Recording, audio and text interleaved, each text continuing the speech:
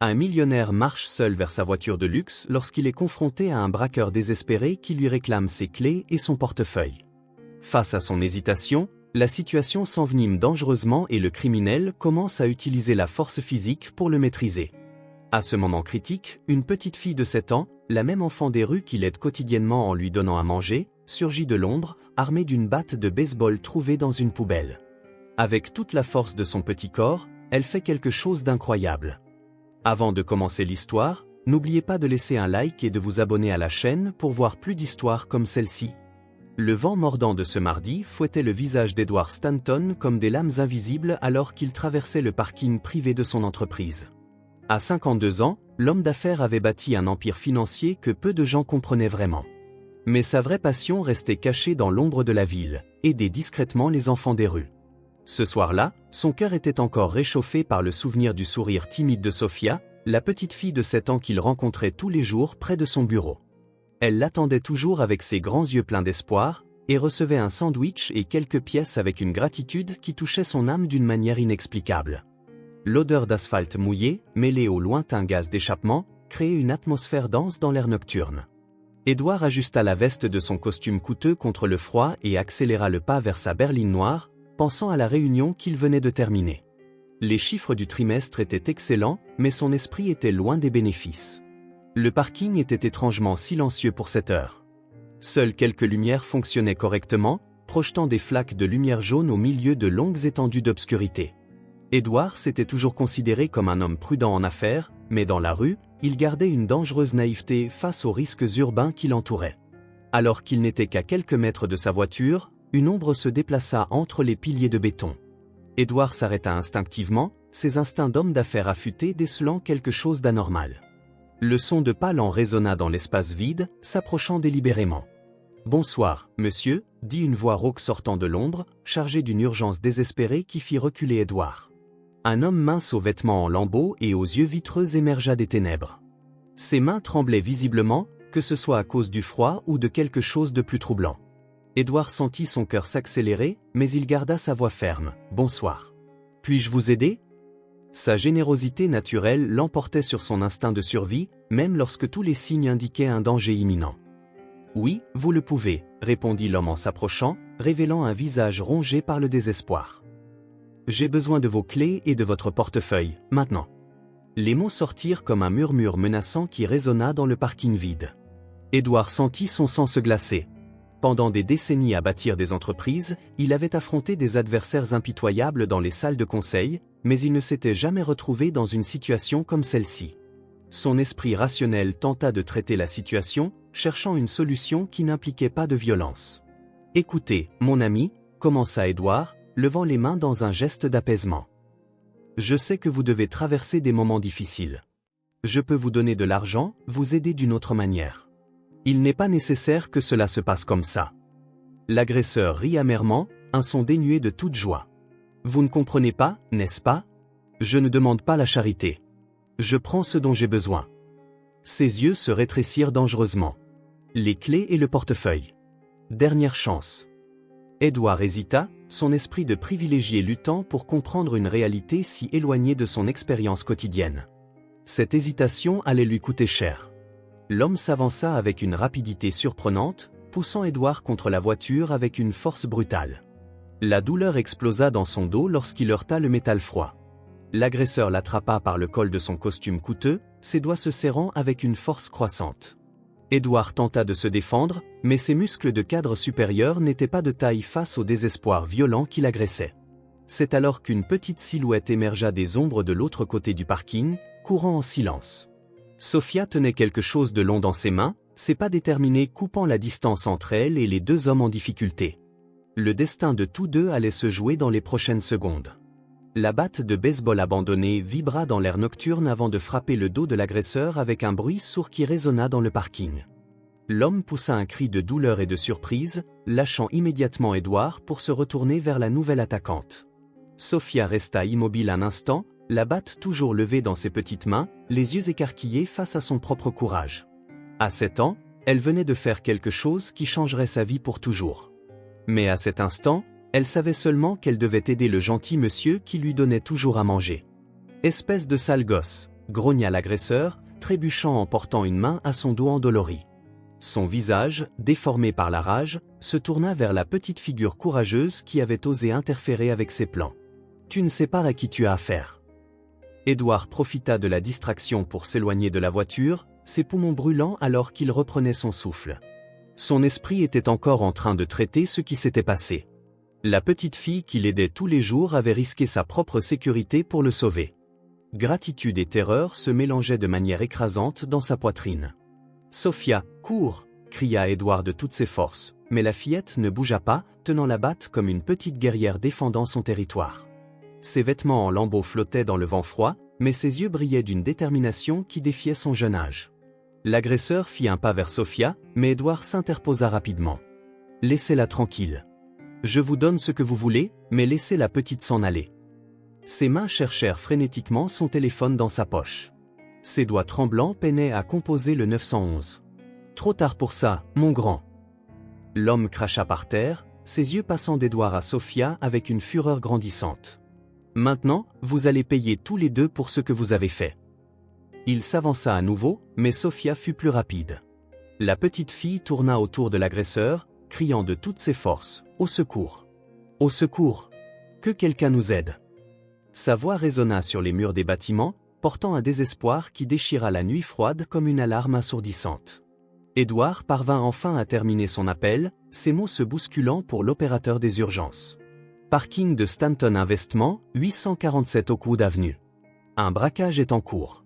Un enfant est impliqué. Le son lointain des sirènes commença à se rapprocher, faisant s'arrêter l'agresseur, qui regarda autour de lui avec une nervosité croissante. Sophia continua de courir, gardant ses distances, mais refusant d'abandonner complètement Édouard. Son petit cœur battait si fort qu'elle pouvait l'entendre dans ses oreilles. « Ce n'est pas fini !» cria l'homme, pointant un doigt menaçant vers Sophia avant de s'enfuir vers la sortie du parking. « Je sais qui tu es, petite. Je te retrouverai. » Les mots menaçants restèrent suspendus dans l'air froid alors qu'il disparaissait dans l'ombre de la rue. Édouard courut vers Sophia et s'agenouilla devant elle, son cœur battant toujours la chamade. La fillette laissa tomber la batte au sol, ses petits bras tremblants d'adrénaline. « Est-ce que tu vas bien ?» demanda Édouard, vérifiant doucement si elle était blessée. Les yeux de Sophia s'embuèrent de larmes, non pas de douleur, mais à cause du poids de ce qui venait de se passer. « J'avais peur, mais je ne pouvais pas le laisser vous faire du mal, monsieur, » murmura-t-elle, sa petite voix portant une sagesse qui ne devrait pas exister chez une enfant si jeune. « Vous êtes toujours si gentil avec moi. » Les sirènes devinrent plus fortes, les lumières bleues et rouges commençant à éclairer les murs du parking. Édouard serra doucement Sophia dans ses bras, sentant le poids du moment s'installer sur ses épaules. Il ne le savait pas encore, mais cette étreinte scellerait un destin qui les lierait à jamais. La police arrivait, mais les véritables conséquences de cette nuit ne faisaient que commencer. Les conséquences de la bravoure. 3 jours après l'incident dans le parking, Édouard ne pouvait pas chasser Sophia de son esprit. L'image de la petite fille courageuse maniant la batte de baseball revenait constamment, mélangée à l'écho des menaces de l'agresseur. Il avait passé des nuits blanches à se retourner dans son luxueux Penthouse, se demandant où Sophia dormait. Le jeudi matin, Édouard quitta son bureau plus tôt, déterminé à la retrouver. Il arpenta les rues autour de l'entreprise, le cœur serré à chaque coin de rue vide. Il la trouva finalement assise sur les marches d'une église abandonnée, arrangeant soigneusement quelques objets dans un sac en plastique déchiré. « Sophia » appela Édouard en accélérant le pas. La fillette leva les yeux, et un sourire timide illumina son visage sale lorsqu'elle le reconnut. Elle se leva rapidement, lissant sa robe en lambeaux comme pour une occasion spéciale. « Bonjour, monsieur Stanton », dit-elle doucement, ses grands yeux brillant d'une joie authentique qui contrastait avec la simplicité de sa situation. « Je pensais que je ne vous reverrais plus après ce qui s'est passé. » Édouard s'agenouilla devant elle, sentant une boule se former dans sa gorge. « Sophia, je suis venu vous remercier pour ce que vous avez fait. Vous m'avez sauvé la vie. » Il sortit une épaisse enveloppe de sa poche. « Je veux vous donner ça.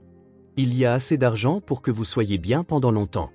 Peut-être pour que vous trouviez une famille qui prendra soin de vous. » Sophia regarda l'enveloppe avec curiosité, mais ne la prit pas. Ses petits doigts tripotaient nerveusement la sangle de son sac alors qu'elle traitait les mots de l'homme. « Monsieur Stanton », commença-t-elle avec ce sérieux particulier aux enfants qui avaient grandi trop vite. « Ma grand-mère disait toujours que les bonnes personnes devaient s'entraider. Je n'ai rien fait en espérant obtenir quelque chose. La réponse frappa Édouard comme un coup de poing dans l'estomac. Dans son monde des affaires, chaque faveur avait un prix. Chaque gentillesse s'attendait à une contrepartie. La pureté de ce refus le laissa complètement désarmé. Mais Sophia, vous avez besoin d'aide. Où dormez-vous? Que mangez-vous quand je ne suis pas là? L'inquiétude sincère teinta sa voix, révélant une vulnérabilité qu'il montrait rarement à quiconque. La fillette haussa les épaules, un geste qui se voulait insouciant, mais qui portait le poids de quelqu'un qui avait appris à survivre seul. Je me débrouille. Il y a des endroits sûrs pour dormir, et parfois des gens me donnent à manger. Elle marqua une pause, mordant sa lèvre inférieure. Ma grand-mère disait que Dieu prenait toujours soin des petits. Édouard ressentit un mélange d'admiration et de désespoir. La foi innocente de Sophia contrastait fortement avec sa propre vision du monde, construite sur le contrôle et la planification. Et votre famille? Vos parents? Les yeux de Sophia s'assombrirent un instant. Je n'ai pas de famille connue. Grand-mère est morte l'année dernière, et je vis dans la rue depuis. Elle parla avec le naturel de quelqu'un qui avait déjà accepté sa réalité, mais Édouard percevait la douleur cachée derrière la résignation apparente. Sophia, laissez-moi au moins vous aider à trouver un endroit sûr où vivre. À cause de ce qui s'est passé? Édouard hésita, ne voulant pas l'effrayer, mais s'inquiétant des menaces qui avaient été proférées. L'homme méchant a dit qu'il allait me retrouver, murmura soudain Sophia, comme si elle avait lu dans ses pensées. Ces mots sortirent si doucement qu'Édouard les entendit à peine, mais l'impact fut dévastateur. Édouard sentit son sang se glacer. Quand a-t-il dit ça? Avant que la police arrive, il a crié qu'il savait qui j'étais. Sophia serra le sac contre sa poitrine, un geste défensif qui révélait la peur qu'elle essayait de cacher. Mais je n'ai pas peur. Les bonnes personnes gagnent toujours, n'est-ce pas? La question innocente résonna dans la poitrine d'Édouard comme une sonnette d'alarme. À ce moment-là, il réalisa que la véritable bataille ne faisait que commencer et que sa richesse pourrait ne pas être suffisante pour protéger la petite fille courageuse qui lui avait sauvé la vie. Le danger était plus proche que l'un ou l'autre ne l'imaginait. Une trahison insoupçonnée. Une semaine s'était écoulée depuis la conversation à l'église abandonnée, et Édouard n'arrivait pas à se concentrer sur ses réunions d'affaires. Chaque rapport financier semblait hors de propos par rapport à l'inquiétude constante qu'il portait dans sa poitrine. Sophia avait refusé son aide directe, mais il ne pouvait pas simplement ignorer le danger qui pesait sur elle. Ce vendredi matin, Édouard décida de partir tôt à nouveau pour la chercher. Il trouva Sophia près du marché du centre-ville, assise seule sur un banc de parc, observant de loin les autres enfants des rues qui étaient autrefois ses amis. Des larmes silencieuses coulaient sur son visage sale, et sa posture voûtée révélait une défaite qu'il n'avait jamais vue en elle auparavant. « Sophia, que s'est-il passé ?» Édouard s'assit à côté d'elle, remarquant qu'elle regardait nerveusement autour d'elle avant de répondre. « Personne ne veut plus me parler, » murmura-t-elle, la voix empreinte d'une profonde tristesse. Léo, qui partageait toujours sa nourriture avec moi, a dit qu'il ne pouvait plus me voir. Madame Rodriguez de la boulangerie, qui me donnait parfois du pain rassis, me chasse maintenant quand je m'approche. Édouard sentit une rage froide consumer sa poitrine. Quelqu'un leur a-t-il dit quelque chose? Sophia hocha lentement la tête. Des hommes sont venus parler à tout le monde. Ils ont dit que quiconque m'aidait aurait des problèmes. Elle s'essuya le nez sur sa manche. Léo a dit qu'ils ont montré des photos d'enfants blessés. Ils ont dit, voilà ce qui arrive aux gens qui n'écoutent pas. La cruauté calculée de la stratégie laissa Édouard sans voix. Les criminels ne menaçaient pas seulement directement Sophia. Ils étaient en train de détruire son réseau de survie, la forçant à un isolement complet. C'était une torture psychologique raffinée conçue pour briser l'esprit d'un enfant. Et ce n'est pas tout, continua Sophia, sa voix devenant encore plus douce. Monsieur Henderson, qui s'occupe de l'église où je dors parfois, a dit que je ne pouvais plus y rester. Il a peur que quelque chose arrive à l'église s'il m'aide. Édouard passa son bras autour des épaules minces de Sophia, sentant à quel point elle était plus légère qu'avant. Tu n'as pas mangé correctement, n'est-ce pas? Je ne peux demander de la nourriture à personne. Tout le monde a peur. Elle se pencha contre lui, cherchant du réconfort. Monsieur Stanton, je pense qu'ils vont réussir. Je ne sais plus comment vivre seul comme ça. À ce moment-là, Édouard vit un homme familier les observer de loin. C'était Robert, le directeur financier de son entreprise, quelqu'un en qui il avait eu confiance pendant des années. Lorsque leurs regards se croisèrent, Robert détourna rapidement les yeux et s'éloigna à la hâte. Une terrible suspicion commença à se former dans l'esprit d'Édouard. « Sophia, as-tu déjà vu cet homme ?» Il désigna discrètement Robert qui s'éloignait. Sophia plissa les yeux, étudiant la silhouette qui partait. « Je pense que oui. Il parlait avec l'un des méchants l'autre jour. Je pensais que c'était une coïncidence. » Le sang d'Édouard se glaça. Si Robert était impliqué, cela signifiait que sa propre entreprise était compromise. Les criminels avaient accès à des informations privilégiées sur ses mouvements, ses ressources, ses plans. La trahison venait de l'intérieur. « Sophia, nous devons partir d'ici, maintenant, » dit Édouard en se levant rapidement. « Et nous ne pouvons plus nous rencontrer aux endroits habituels. »« Pourquoi ? Que se passe-t-il » Sophia le suivit, mais il remarqua qu'elle boitait légèrement. « Monsieur Stanton, mon pied me fait mal. Je pense que j'ai marché sur du verre hier. » Édouard examina rapidement son pied et vit qu'une infection commençait dans la coupure. Sans soins médicaux et une bonne nutrition, la blessure pouvait devenir grave. La situation se détériorait sur plusieurs fronts simultanément. « Nous allons d'abord nous occuper de votre pied, » décida Édouard. « Ensuite, nous parlerons des changements que nous devons apporter. » Alors qu'il aidait Sophia à marcher, Édouard réalisa qu'il faisait face à une conspiration bien plus vaste qu'il ne l'avait imaginé. Ses ennemis n'étaient pas seulement des criminels de rue. Il y avait un réseau organisé qui incluait des personnes proches de lui, des personnes en qui il avait confiance. La bataille pour la sécurité de Sophia était devenue une guerre sur plusieurs fronts, et Édouard commençait à réaliser qu'il ne savait peut-être pas comment distinguer les alliés des ennemis. L'ampleur du danger. Édouard passa la nuit du jeudi sans dormir, enquêtant discrètement sur les activités de Robert et au sein de son entreprise. Ce qu'il découvrit le troubla profondément. Robert n'était pas seulement un employé corrompu qui transmettait des informations, il était impliqué dans une opération beaucoup plus grande et plus dangereuse. Le vendredi matin, Édouard engagea un détective privé, Carl Jensen, un ancien policier avec une solide réputation pour les cas délicats. Carl examina les preuves qu'Édouard avait recueillies avec une expression de plus en plus grave. « Monsieur Stanton, ce que vous avez découvert n'est que la pointe de l'iceberg, » expliqua Carl en étalant des photos et des documents sur la table. Ce Robert ne travaille pas seul.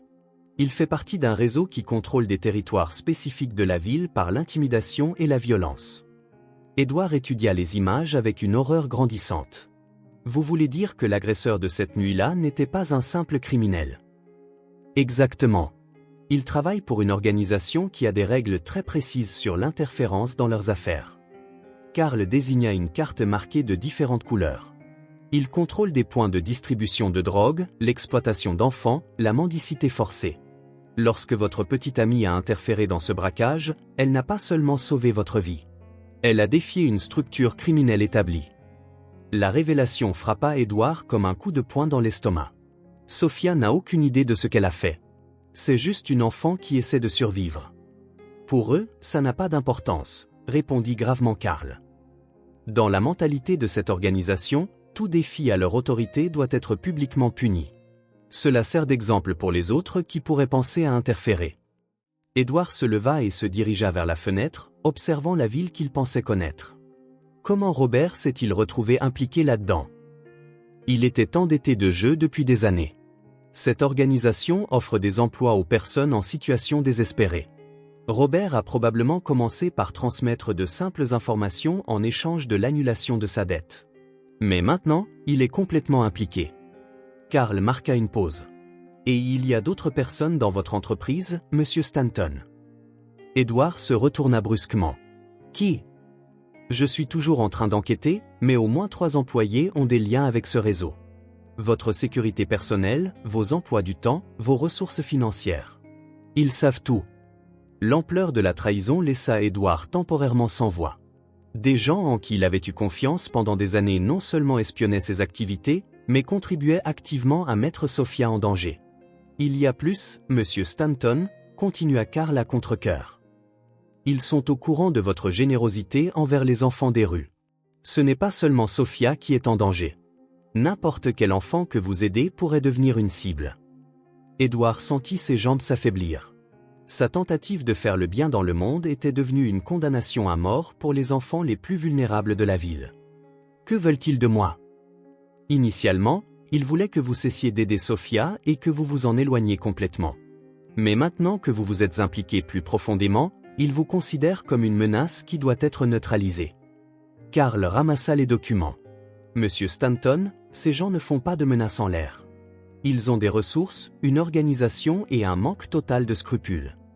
Edward s'assit lourdement, le poids de la responsabilité écrasant ses épaules. Sophia est là-bas, seule maintenant, sans personne pour l'aider pendant que ces criminels planifient leur prochain coup. En fait, monsieur, j'ai aussi de mauvaises nouvelles à ce sujet, dit Carl avec hésitation. Mes contacts dans la rue disent que la petite a disparu hier soir. Personne ne l'a revue depuis. Le monde d'Edward s'arrêta. Sophia, la petite fille courageuse qui lui avait sauvé la vie, avait disparu, probablement entre les mains de criminels qui n'avaient aucune limite. Et tout cela s'était produit parce qu'il avait tenté de la protéger en utilisant des méthodes conventionnelles contre des ennemis qui ne respectaient aucune règle civilisée. La guerre était passée à un niveau qu'Edward n'avait jamais imaginé possible. Et maintenant, il faisait face à la terrible possibilité que sa tentative de sauver Sophia ait entraîné la destruction complète de sa vie. Le compte à rebours. Le désespoir d'Edward atteignit des niveaux qu'il n'avait jamais connus. Sophia était portée disparue depuis 3 jours, et chaque heure qui passait diminuait les chances de la retrouver vivante. Il avait embauché plus d'enquêteurs, offert des récompenses, contacté toutes les relations possibles, mais les rues restaient silencieuses quant à l'endroit où se trouvait la fillette. Le lundi matin, Edward arriva à l'entreprise plus tôt que d'habitude, déterminé à confronter Robert Ray. Mais lorsqu'il entra dans son bureau, il découvrit une scène qui le laissa encore plus secoué. Robert était là, accompagné de 2 hommes qu'Edward ne connaissait pas, fouillant ses dossiers personnels. « Robert !» cria Edward, faisant se retourner les 3 hommes rapidement. « Qu'est-ce que vous faites ici ?» Robert sourit avec une froideur qu'Edward n'avait jamais vue auparavant. « Bonjour, Edward. Je t'attendais. » Sa voix avait un ton décontracté qui contrastait de manière dramatique avec la gravité de la situation. « Mes amis ici voulaient mieux connaître tes investissements sociaux. »« Où est Sophia ?» demanda Edward directement, ignorant la présence des autres hommes. « Je sais que tu es impliqué dans sa disparition. »« Sophia ?» Robert fit semblant de réfléchir. « Ah oui, la petite fille courageuse qui ne savait pas quand arrêter de se mêler des affaires des autres. » Il s'appuya contre la chaise d'Edward avec arrogance. « Elle est en sécurité pour l'instant, mais cela dépend beaucoup de ta coopération. » Edward sentit la rage exploser dans sa poitrine. « Robert, je t'ai fait confiance pendant des années. Comment as-tu pu trahir cette confiance et mettre un enfant innocent en danger ? La confiance ? » Robert rit amèrement. « Edward, tu ne m'as jamais vraiment vu. J'étais juste un autre employé efficace qui faisait ton sale boulot pendant que tu jouais au philanthrope avec tes miettes pour les pauvres. » Un des hommes inconnus s'approcha d'Edward. Il était grand, avec des cicatrices visibles sur le visage et des yeux qui ne montraient aucune émotion. « Monsieur Stanton, je m'appelle Marcus. Je représente certaines personnes intéressées par votre situation. »« Quelles personnes ?» demanda Edward, mais il se doutait déjà de la réponse. « Des gens qui n'aiment pas quand des étrangers se mêlent de leurs affaires, répondit calmement Marcus. Votre petit ami a causé un problème important à notre organisation. Maintenant, vous devez aider à résoudre ce problème. » Edward réalisa qu'il était encerclé, pas seulement physiquement, mais stratégiquement. « Que voulez-vous » Robert se leva et se dirigea vers la fenêtre. « C'est simple, Edward. Tu vas transférer 5 millions de dollars sur un compte que nous te spécifierons. Tu vas signer quelques documents transférant certaines propriétés, et surtout, tu vas cesser complètement de t'impliquer auprès des enfants des rues. Et si je refuse ?»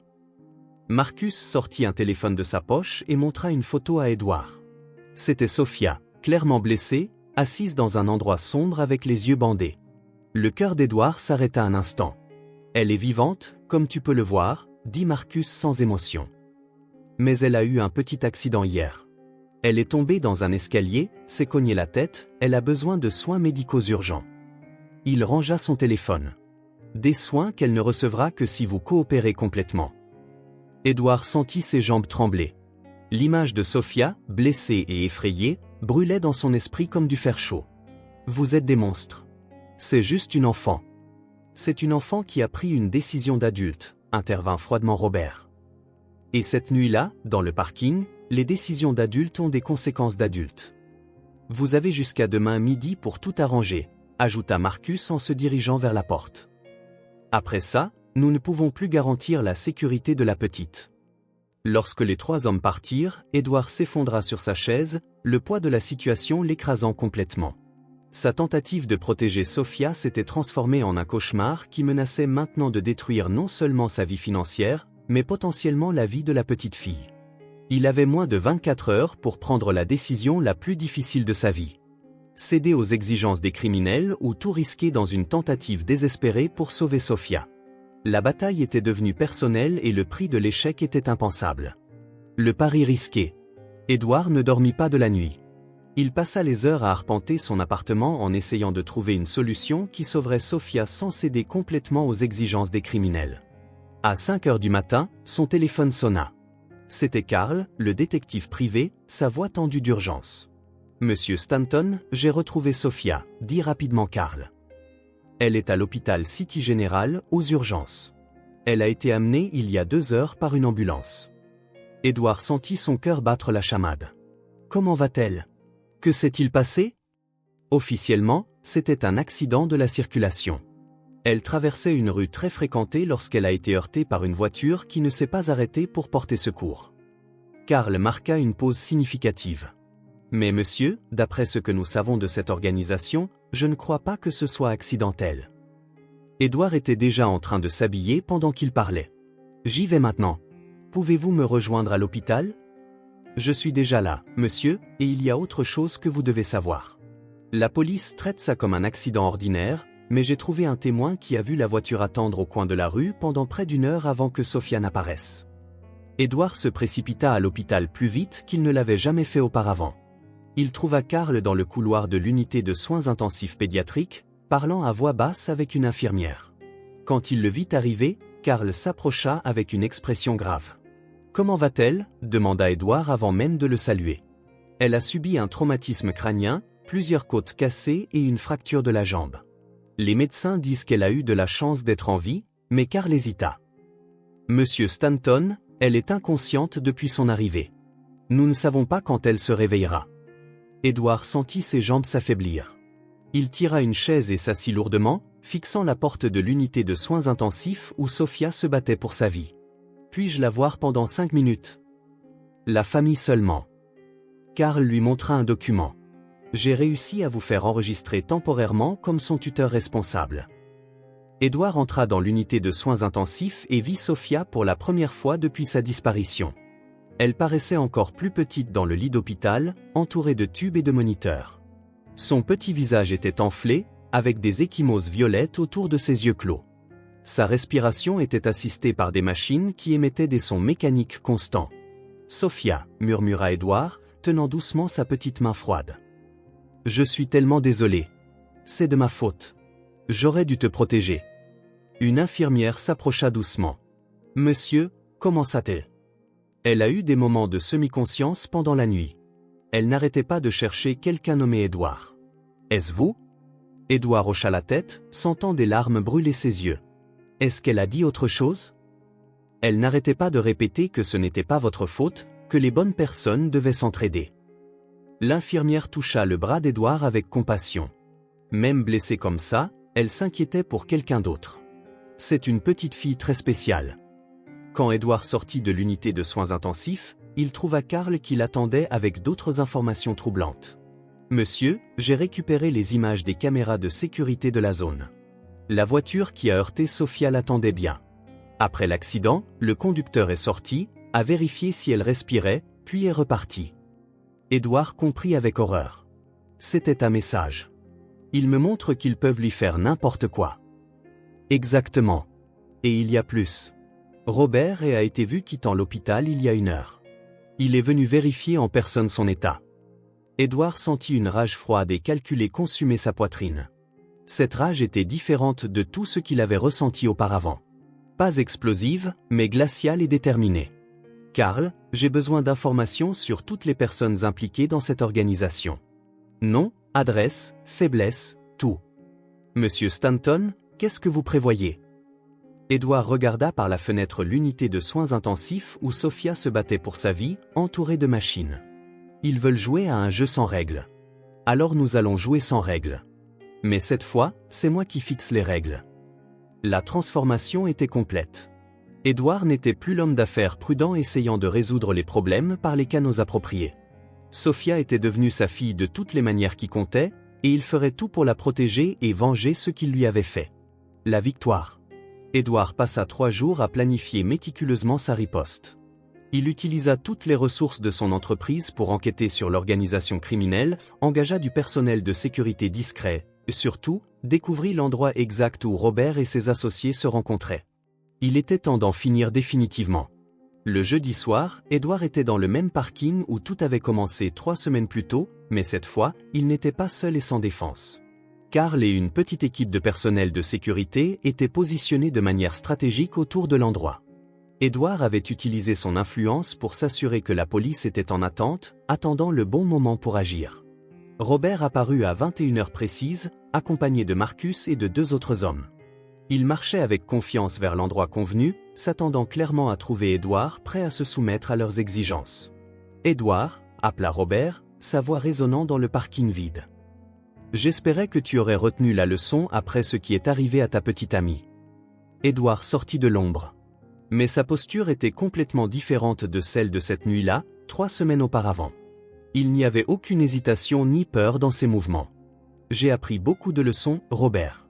La principale est que les gens comme vous ne comprennent qu'un seul langage. » Marcus s'avança de manière menaçante. « Où est notre argent? Les transferts que nous avons demandés. »« L'argent est en sécurité, » répondit calmement Édouard. « Dans des comptes que les autorités fédérales surveillent en ce moment, ainsi que des preuves complètes de blanchiment d'argent, d'extorsion et de tentative de meurtre. » L'expression confiante de Robert changea instantanément. « De quoi parles-tu » Édouard sortit un enregistreur de sa poche. « De toutes les conversations que j'ai enregistrées au cours des derniers jours, y compris notre réunion dans mon bureau, où vous avez admis avoir délibérément blessé Sophia. »« Tu ne peux rien prouver, » grogna Marcus en faisant un pas menaçant vers Édouard. C'est alors que de puissantes lumières s'allumèrent autour du parking, révélant au moins 10 policiers positionnés de manière stratégique. Une voix au mégaphone résonna dans l'espace, « Police, tout le monde à terre, les mains sur la tête. » Robert essaya de courir, mais fut immobilisé immédiatement. Marcus sortit une arme, mais avant de pouvoir l'utiliser, il fut plaqué par 2 officiers. Les 2 autres hommes se rendirent sans résistance, réalisant qu'ils étaient complètement encerclés. « Comment as-tu fait tout ça ?» cria Robert alors qu'on lui passait les menottes. Édouard s'approcha de lui, sa voix glaciale. « Tu as sous-estimé ce dont un homme est capable lorsque quelqu'un qu'il aime est blessé. J'ai utilisé tous mes contacts, toutes les faveurs que les gens me devaient, toutes les ressources de mon entreprise. » Il marqua une pause. « Et j'ai découvert que vous aviez commis une erreur fatale. » « Quelle erreur ? » « Vous avez blessé Sophia au milieu de la rue devant des caméras de sécurité et laissé des témoins. Les autorités fédérales enquêtaient sur votre organisation depuis des mois, mais n'avaient pas assez de preuves. » Édouard sourit froidement. « Je leur ai juste remis le dossier complet, et Sophia a été la pièce maîtresse du dossier. » À ce moment-là, Édouard entendit un son qui fit s'arrêter son cœur.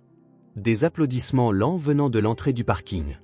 Il se retourna et vit Sophia qui marchait lentement vers lui, appuyée sur des béquilles, mais avec ce sourire courageux qu'il avait appris à aimer. « Sophia !»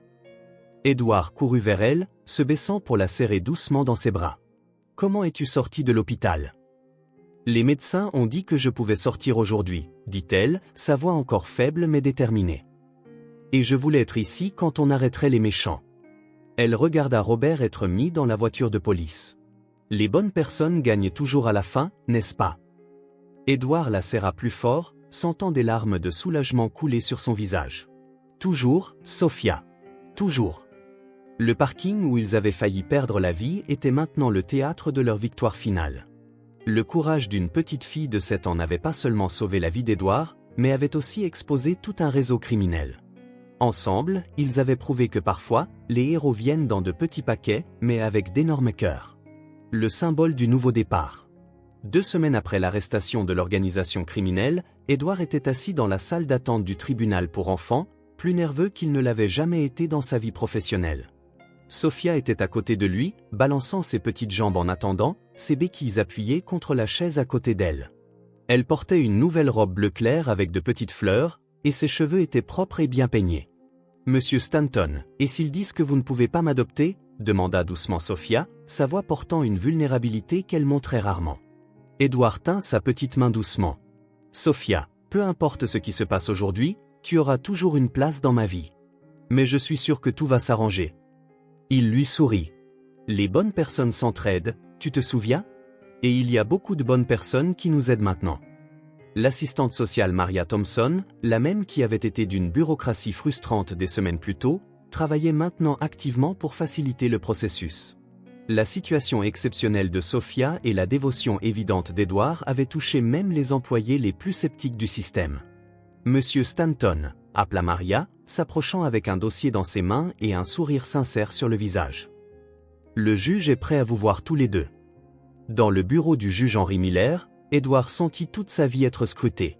Le magistrat, un homme de 60 ans aux yeux gentils mais pénétrants, étudia attentivement tous les documents avant de parler. Monsieur Stanton, c'est un cas assez inhabituel, commença le juge. Une enfant qui a sauvé la vie d'un adulte, qui est ensuite devenu son protecteur contre de dangereux criminels. Il regarda Sophia avec affection. Sophia, comprends-tu ce que signifie être adoptée? Sophia hocha la tête sérieusement.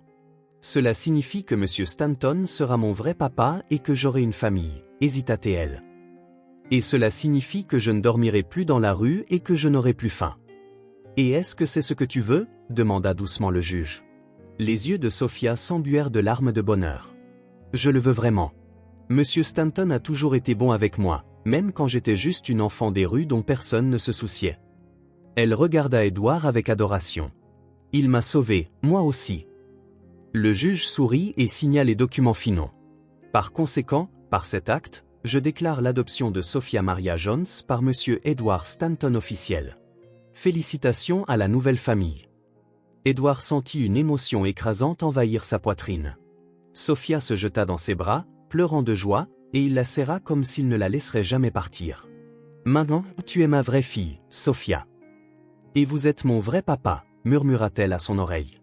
Dans les jours qui suivirent, Édouard se consacra entièrement à aider Sophia à s'adapter à sa nouvelle vie. Elle eut des difficultés initiales, se réveillant au milieu de la nuit en cherchant des menaces, cachant de la nourriture dans sa chambre par peur de la faim, et mettant du temps à croire que cette sécurité était permanente. Mais petit à petit, avec patience et un amour constant, Sophia commença à s'épanouir. Elle s'inscrivit à l'école, se fit de nouveaux amis et découvrit qu'elle avait un talent naturel pour les mathématiques. Ses cicatrices physiques de l'accident guérirent, mais plus important encore, ses cicatrices émotionnelles commencèrent également à se soigner. Édouard transforma complètement sa vie personnelle et professionnelle. Il mit en place un programme de sécurité pour les enfants des rues financé par son entreprise, créa un refuge avec des mesures de protection adéquates et travailla avec la police pour identifier et démanteler d'autres réseaux criminels similaires. « Papa », dit Sophia un soir alors qu'Édouard l'aidait à faire ses devoirs. « Tu penses que ma grand-mère serait fière de moi ?»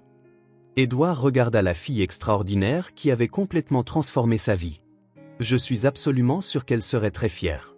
Tu n'as pas seulement sauvé ma vie, Sophia, tu m'as appris ce que signifie vraiment être courageux. » Ce soir-là, alors que Sophia dormait en toute sécurité dans son propre lit, Édouard réalisa qu'il avait trouvé une richesse dont il ne soupçonnait pas l'existence. Une véritable famille construite non par le sang, mais par l'amour mutuel, le sacrifice et le courage. La preuve du courage. 5 semaines après cette froide nuit de mardi qui avait changé leur vie pour toujours, Édouard et Sophia retournèrent au parking de l'entreprise. Mais cette fois, l'atmosphère était complètement différente.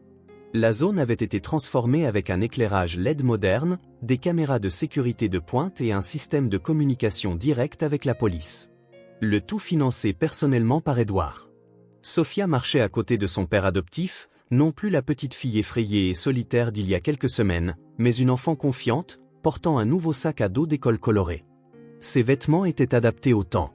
Ses cheveux brillaient de santé, et surtout, ses yeux ne cherchaient plus constamment des menaces. « Papa, c'est étrange d'être de retour ici », commenta Sophia, s'arrêtant à l'endroit exact où elle avait frappé l'agresseur avec la batte de baseball abandonnée.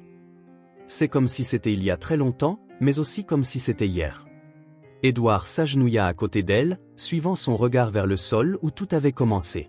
« Comment te sens-tu d'être ici ?» Sophia réfléchit attentivement avant de répondre. « Je me sens forte. Cette nuit-là, j'avais très peur, mais j'ai fait ce qui était juste quand même. » Elle sourit. Grand-mère disait toujours que le courage, ce n'est pas de ne pas avoir peur. C'est de faire ce qui est juste, même quand on a peur. Édouard sentit sa poitrine se réchauffer de fierté. Ta grand-mère était une femme très sage, et tu as hérité non seulement de sa sagesse, mais aussi de son courage. Ils marchèrent jusqu'à la voiture d'Édouard, maintenant discrètement accompagnés de 2 agents de sécurité qui s'assuraient qu'il ne serait plus jamais sans défense. Mais la véritable protection ne venait pas des gardes ou des caméras. Elle venait de l'amour mutuel et de la détermination qu'ils avaient développée. « Papa, je peux te demander quelque chose ?» dit Sophia en s'installant sur le siège arrière de la voiture où se trouvait maintenant un siège auto adapté à son âge. « Bien sûr, ma princesse, tout ce que tu veux. » « Est-ce que tu regrettes de m'avoir aidé cette première fois ? Je veux dire, à cause de tous les problèmes qui sont arrivés. » Édouard arrêta la voiture et se tourna pour la regarder dans les yeux. « Sophia, écoute attentivement ce que je vais te dire. Cette nuit-là, quand tu m'as sauvé, a été le moment le plus important de ma vie. Pas parce que tu m'as sauvé de la mort, mais parce que tu m'as sauvé d'une vie vide de sens. Qu'est-ce que tu veux dire ? Avant de te rencontrer, j'avais beaucoup d'argent, mais je n'avais pas de vraie famille. J'avais une grande entreprise, mais je n'avais pas de vrai but. » Édouard sourit. « Tu m'as appris que la vraie richesse ne se trouve pas dans les comptes bancaires ou les propriétés. Elle se trouve dans le fait d'avoir quelqu'un à aimer et à protéger. » Sophia se pencha en avant et serra Édouard autour du cou. « Je t'aime, papa. Je t'aime aussi, ma fille courageuse. » Alors qu'ils rentraient chez eux, Édouard pensa à la façon dont leur vie avait été complètement transformée. La batte de baseball que Sophia avait utilisée cette nuit-là était maintenant encadrée dans son bureau, non pas comme un trophée de victoire, mais comme un rappel que les héros viennent de toute taille. Le programme de protection pour les enfants des rues qu'Édouard avait établi aidait déjà des dizaines d'enfants, leur offrant non seulement un abri et de la nourriture, mais aussi une véritable sécurité et des opportunités pour l'avenir. Sophia visitait souvent le centre, partageant son histoire et inspirant d'autres enfants à croire que leur vie pouvait changer. « Papa, » dit Sophia en arrivant à la maison, « demain à l'école, je présente ce projet sur les héros. Je peux parler de toi ?» Édouard rit doucement. « Sophia, le héros de cette histoire, c'est toi. Tu as sauvé ma vie, affronté des criminels dangereux et m'as appris ce que signifie être vraiment courageux. Alors nous pouvons être des héros ensemble, » décida Sophia, courant dans la maison où l'attendait un dîner chaud, un foyer sûr et un avenir plein de possibilités. Ce soir-là, en l'aidant à faire ses devoirs, Édouard réfléchit à la façon dont un acte de courage de quelques secondes avait créé des ondes qui avaient transformé non seulement leur vie, mais aussi la vie d'innombrables autres enfants. Parfois, les moments les plus importants de notre vie commencent avec une petite personne qui fait quelque chose de grand, mais uniquement par le simple désir d'aider une autre personne. Sophia avait prouvé que l'âge ne détermine pas le courage, que la taille ne limite pas l'impact et que parfois, sauver quelqu'un signifie aussi être sauvé. Le parking où ils avaient failli tout perdre était devenu le symbole d'un nouveau départ, où une famille improbable était née du courage, avait grandi à travers la souffrance et s'épanouissait dans un amour inconditionnel.